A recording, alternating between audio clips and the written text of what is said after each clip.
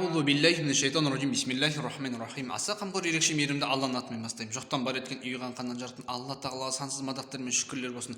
Екі дүниенің сардары пайғамбарымыз Мұхаммед саллаллаху алейхи уассаламға сәлемдер мен салауаттар болсын.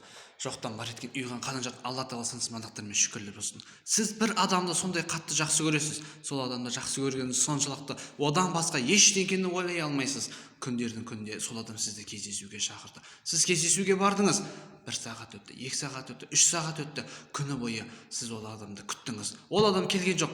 Сіз сол кезде қандай халде боласыз? Ашуланасыз, ренжисіз.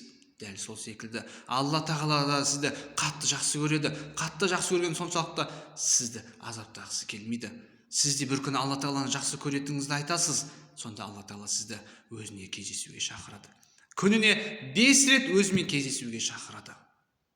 Өзімен 5 рет кездесуге шақырады. Бірақ сіз бармайсыз. Неге бармайсыз? Уақытыңыз жоқ па? Уақытты жаратып берген Алла тағалаға уақыт таба алмай қалдыңыз ба?